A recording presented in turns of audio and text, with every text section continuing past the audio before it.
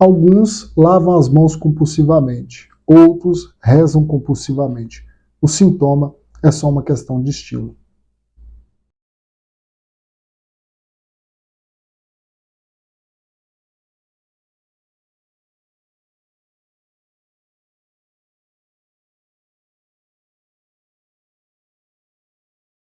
Olá pessoal, sejam todos muito bem-vindos ao nosso canal, a mais um Psique em Xeque. Antes de tudo, como sempre, peço a vocês, se inscrevam no canal, ative o sino de notificações, deixe aí seu like se gostar do conteúdo e também seu comentário, isso ajuda bastante com que nós cresçamos aqui na plataforma. Além disso, compartilhe esse vídeo com o máximo de pessoas que você puder, porque isso vai nos ajudar bastante no nosso crescimento aqui e a divulgar mais a psicanálise, a psicologia e pensamentos contemporâneos, ok? O tema do vídeo de hoje é rezar, repetir, reprimir, entre a oração e o sintoma. Nós queremos hoje falar um pouco dos ecos da neurose na vida religiosa, bem como da sua via oposta também, ou seja, dos ecos religiosos na forma de funcionamento da neurose obsessiva. Freud percebeu que, de forma muito clara, havia uma correlação da forma de funcionamento neurótico para com a forma de funcionamento religioso, e bem como que a forma de funcionamento religioso, ela apresenta um aspecto daquela religião individual, no caso a neurose, no âmbito grupal, ou seja, na forma de manifestação de um coletivo de pessoas que funciona nos mesmos moldes da individualidade do neurótico obsessivo. O Freud, eu vou indicar aqui 3 textos onde essa tese aparece, essa tese de ter a neurose obsessiva como uma religião individual e a neurose e a religião como uma neurose coletiva. No primeiro texto, é um texto de 1907, que é Atos Obsessivos e Práticas Religiosas, que na versão da Companhia das Letras está no volume 8. Nesse texto, Freud vai nos dizer o seguinte: em vista destas coincidências e analogias, podemos tomar a liberdade de caracterizar a neurose obsessiva como contrapartida patológica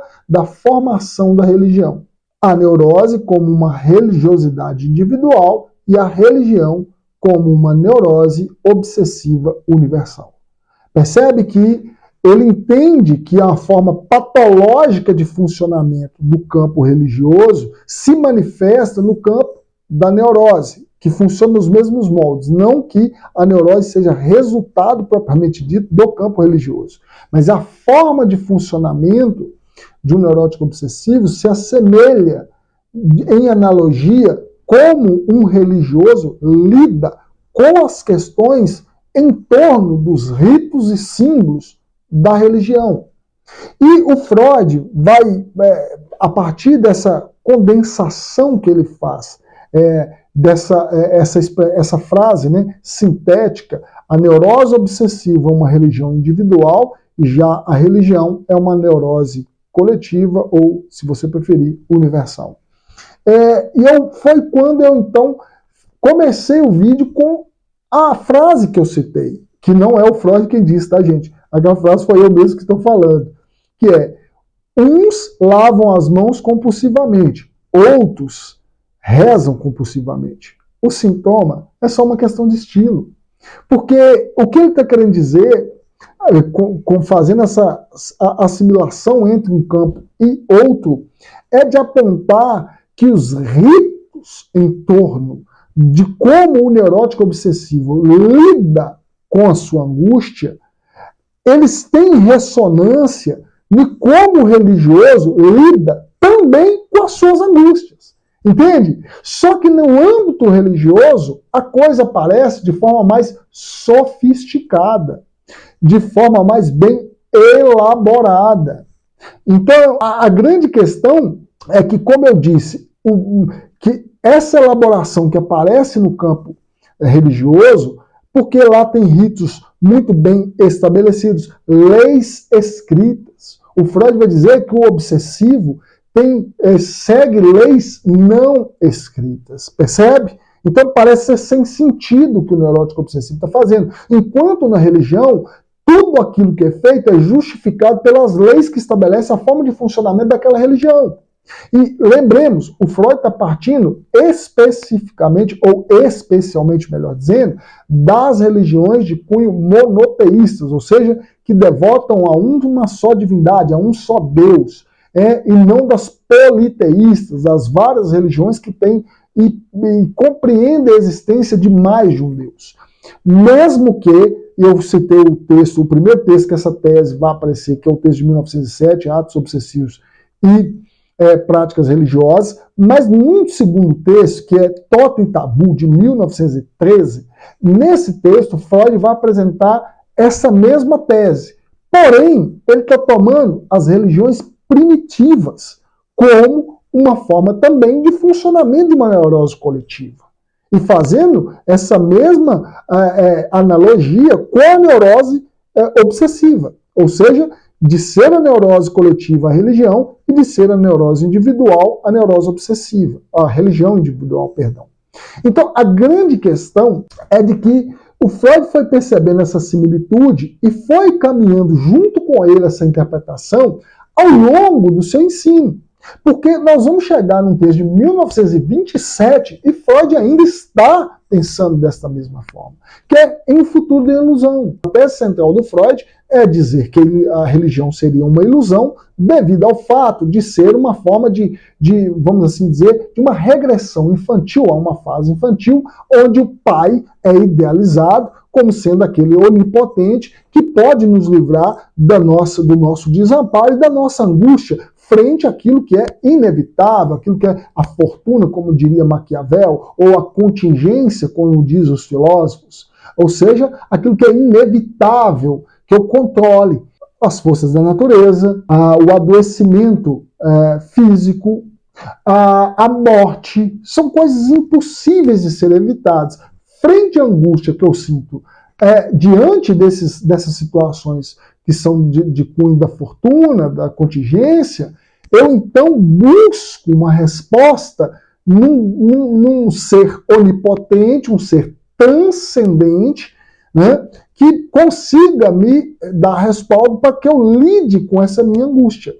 O neurótico obsessivo, da mesma maneira, vai buscar, dentro dos ritos que ele impõe a si mesmo, essa mesma forma de funcionamento.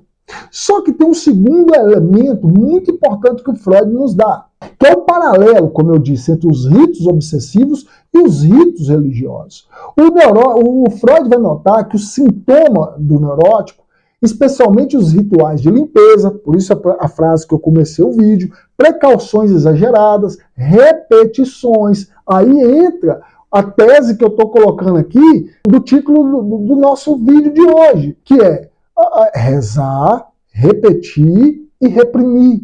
Porque, independente da forma que se manifesta, tanto na neurose obsessiva quanto no campo religioso, muitas vezes é na prática de excessivamente buscar rezar, ou, né, na parte B do título está entre o sintoma e a oração, porque dependendo do campo religioso, né, se chama de reza, ou oração, enfim, cada espectro religioso nomeia aquela prática de uma outra maneira, sabe? Não da mesma forma, né?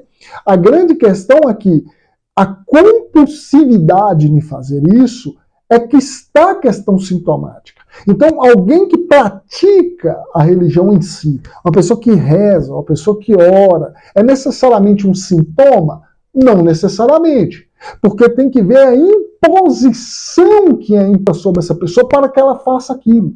Se aquilo é imposto a ela se sente inviabilizada de continuar a fazer as coisas da vida. Sem que aquilo seja praticado, ou seja, sem praticar sua reza, sem praticar sua oração, se ela se impõe começar seu dia, por exemplo, e o dia dela não é encaminhado, ela não consegue fazer as coisas do seu dia a dia, se ela não fizer esse exercício de fé, logo, do ponto de vista da psicanálise, o que está por trás disso é uma compulsão a ficar repetindo esta maneira de funcionamento e a qual norteia a forma que a pessoa lida com a sua própria angústia frente às circunstâncias cotidianas. Percebe? Então, não é necessariamente a prática em si um sintoma. É como que ela se impõem à pessoa e a pessoa não consegue não fazê-la.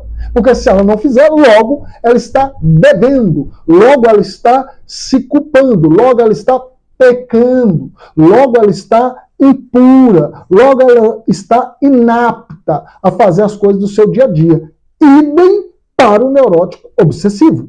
Os ritos que o neurótico obsessivo faz são análogos a essa neurose chamada de coletivo pelo Freud, que seria o campo religioso.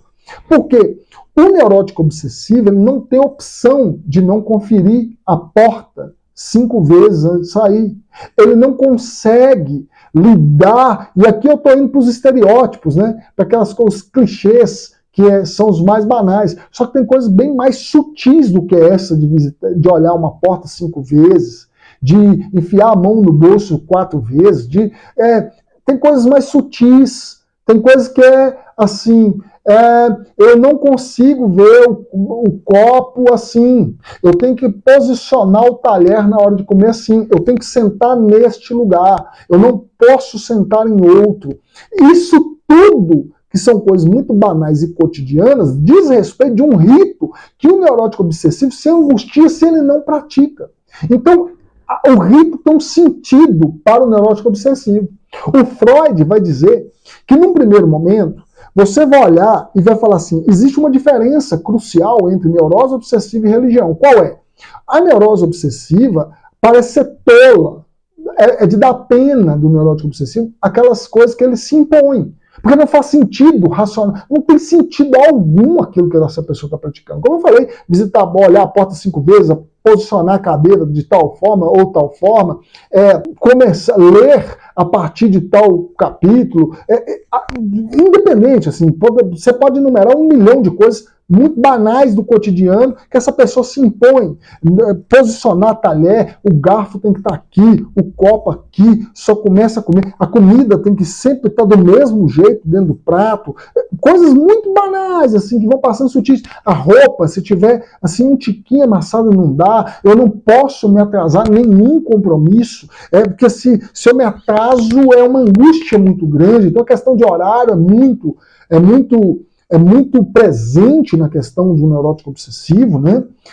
Veja bem, esse rito é imposto à pessoa, de fora, percebe? É algo externo a ela que impõe que ela tenha que fazer. Ela precisa fazer. Quando eu digo externo, aparentemente externo, mas é óbvio que se trata de uma questão interna, de uma questão de como ela lida com a sua angústia. Então você vai perceber que existe uma correlação na forma do rito. Porque o Freud, ele percebeu que nesses rituais de limpeza, nessas precauções exageradas, cuidados exagerados, né, nas repetições, como eu falei, por isso está o título, né, rezar, repetir, reprimir. Porque a pessoa começa a se impor repressões. Não é isso um pressuposto básico da religião? A pessoa tem que reprimir desejos. Ela não pode manifestar desejos, porque se ela manifesta seus desejos e cumpre com seus desejos, logo ela está impura, logo ela está pecando, numa linguagem cristã.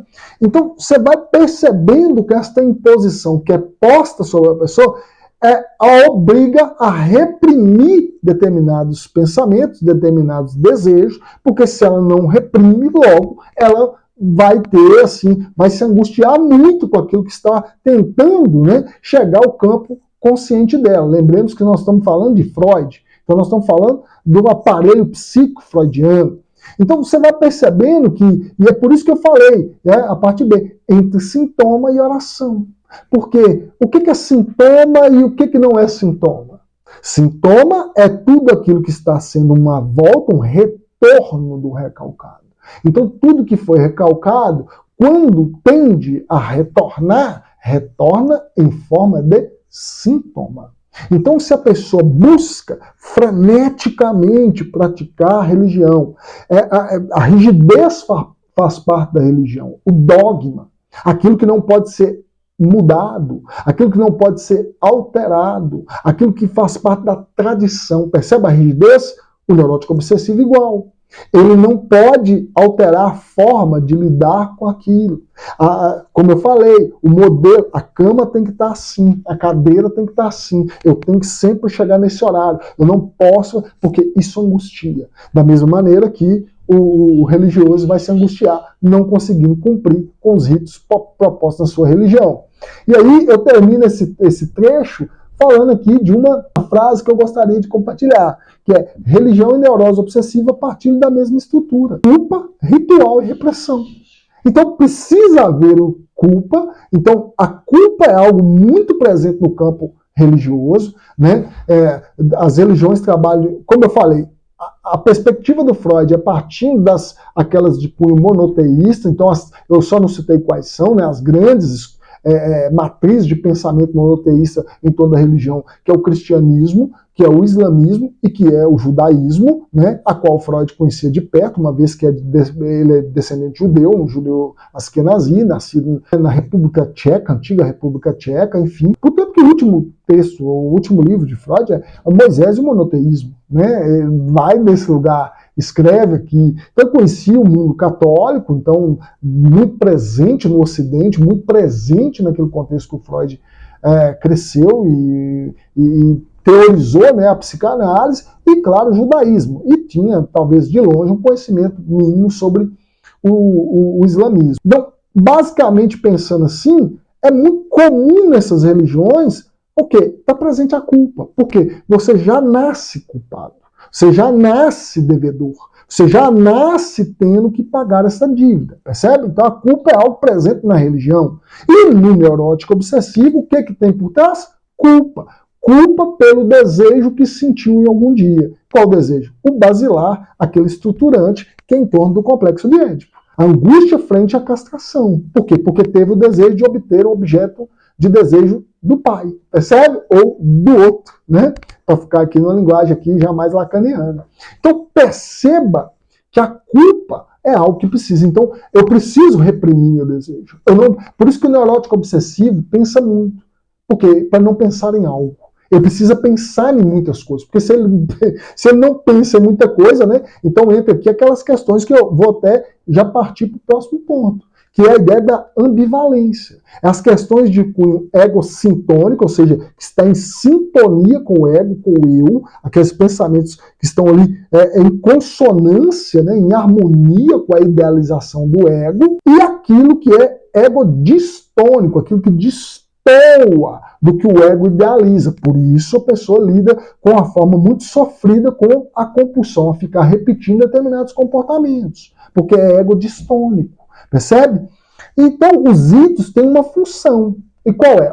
E aqui eu vou ler um trecho que aparece lá em Totem Tabu, que é o seguinte: o tabu é uma proibição antiga, herdada da geração anterior, imposta de fora, e suas raízes são desconhecidas.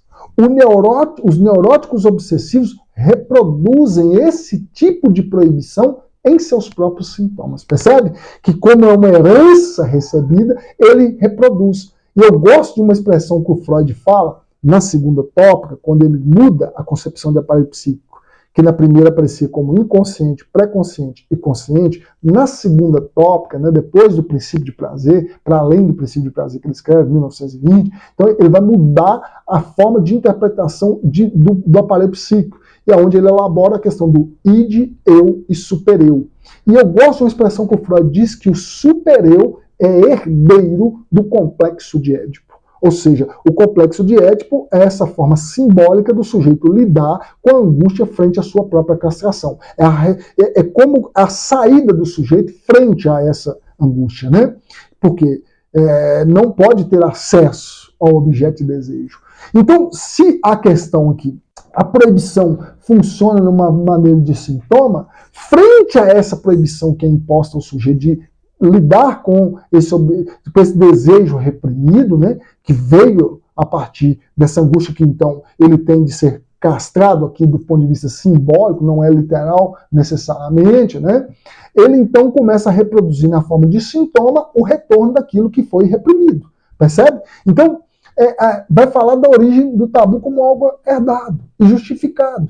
Então, a expressão que o Freud diz de que o supereu é herdeiro do complexo de Édipo lida muito bem com essa questão, de como que internaliza a questão moral, a questão ética, e reproduz isso contra si mesmo. Então o supereu, o superego, cobra da pessoa com que ela siga rigidamente aquilo que está vindo da sua cabeça, os seus pensamentos, os ritos. Os ritos, então, entram no lugar da pessoa aplacar ou tentar aplacar essa angústia.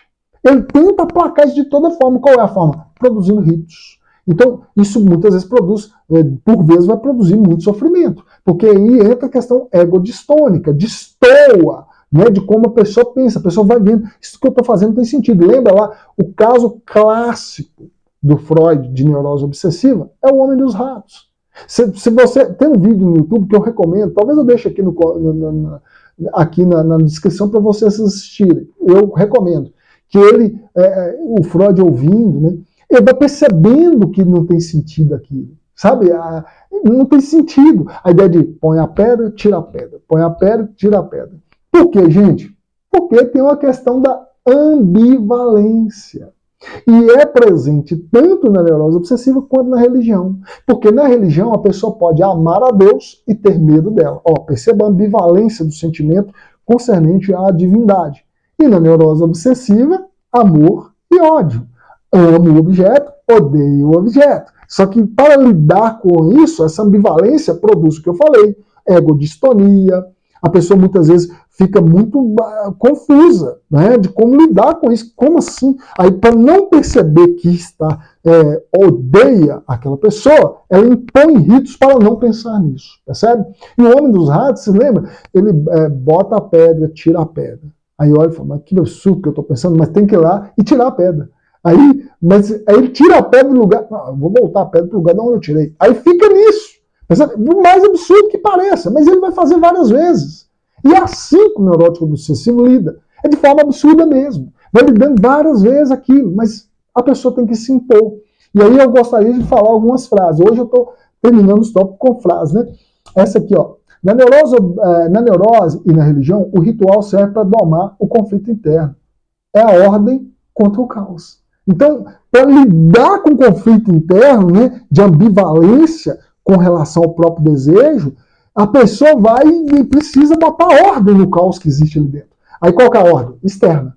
Aí externamente a pessoa segue os ritos. O neurótico obsessivo seguindo seus ritos individuais e a religião os seus ritos mais sofisticados, simbolicamente justificados, ritualmente posto que aquilo tem que ser seguido para que ele possa lidar com os seus próprios conflitos internos em relação aos seus desejos e, consequentemente, os pecados que daí advêm. Uma outra frase que me adveio pensando nisso foi: religiosos e neuróticos seguem rituais diferentes, cada qual nomeando a causa do seu medo interno à sua própria maneira. Cada um nomeia a sua própria maneira. Um vai chamar de pecado, outro vai chamar, né, que a divindade é que impôs para ele. E o neurótico obsessivo é nomeado da sua forma. Não porque assim é o correto.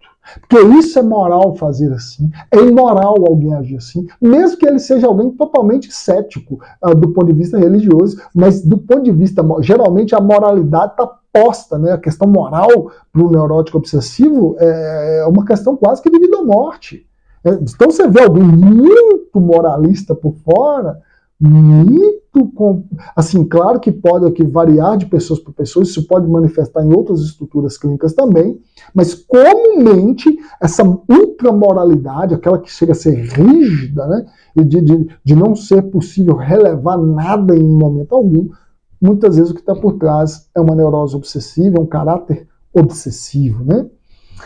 A religião como uma defesa contra a própria angústia e culpa, como eu já disse, né?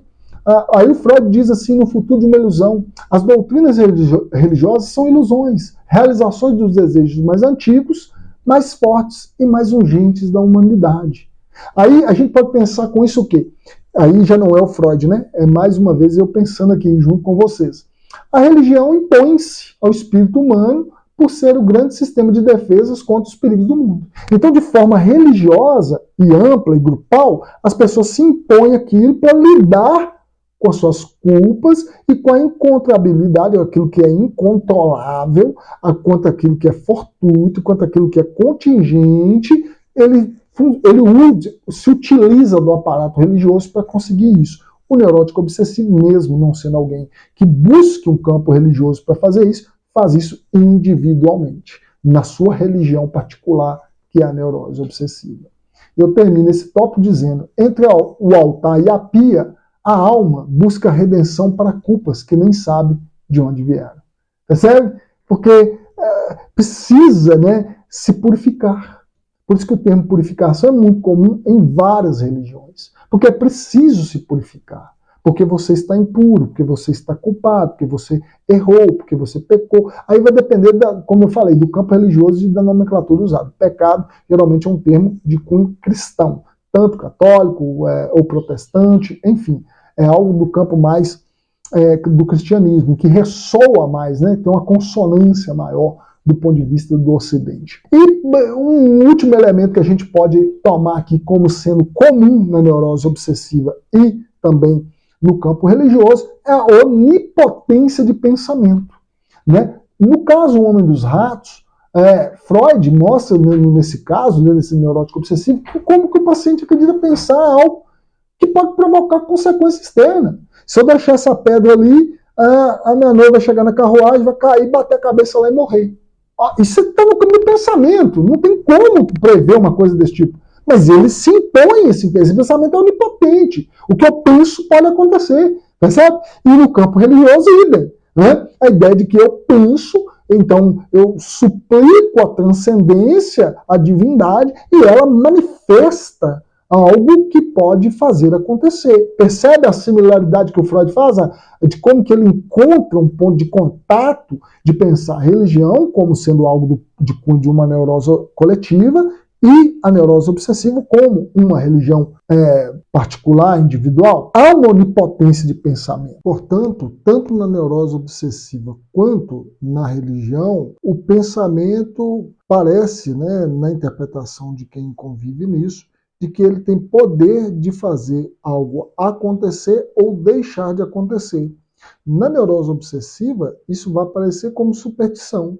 Já na religião, vai aparecer por meio daquilo que se entende por orações, por maldição ou por qualquer predileção composta dentro do corpo, né, teológico e teórico daquela religião, do que aquela religião dispõe para os seus praticantes. Assim, entre promessas e maldições, o pensamento se fantasia de milagre e o coração acredita. A outra, o obsessivo teme o que pensa. O devoto espera que seus pensamentos mudem o mundo. Delírios de controle com nomes diferentes. Mais uma vez, retomando a frase inicial. Uns lavam as mãos compulsivamente, outros rezam compulsivamente. O sintoma é só uma questão de estilo. Percebe? De como que pode se manifestar no campo religioso, bem como na neurose obsessiva, a questão sintomática pode aparecer na forma de neurose coletiva, que é a religião, bem como na forma de funcionamento da neurose obsessiva no campo da religião individual. Mas agora, nesse instante, alguém pode estar se perguntando, né? Então, será que deixar a minha fé e os ritos da minha religião, porque elas podem estar sendo sintomas? Ora, eu não teria uma resposta para te dar, porque, primeiro, a vida sempre será sua, e a decisão será sua, sua vida de como conduzi-la, ninguém melhor do que você pode saber. Agora, a grande questão é como você se relaciona com aquilo que os pressupostos da sua religião te colocam. Se manifesta no formato de sintoma, você talvez possa atentar-se para isso, para que você talvez consiga lidar mais com seus conflitos inconscientes, mais com seu próprio desejo, do que necessariamente tentar expurgar isso por meio da neurose coletiva que muitas vezes funciona a religião.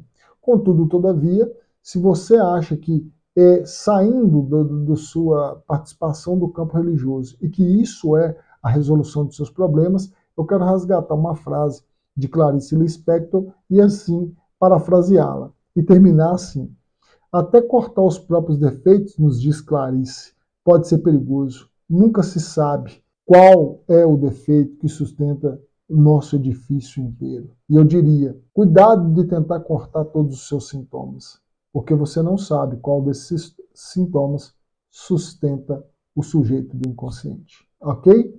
Eu queria perguntar a vocês, para vocês deixarem as suas opiniões aí nos comentários, dizer o que você pensa disso tudo, o que você pensa dessa analogia feita pelo Freud, da neurose obsessiva como religião particular e da religião, né, como neurose coletiva. Queria saber o que você pensa, o que você acha, como que você pode observar isso na sua própria vida, se você é um religioso, se você não é um religioso, se você se entende como neurótico obsessivo, enfim, deixe aí nos comentários e até o nosso próximo vídeo aqui no canal, até o próximo Psique em Cheque. Valeu!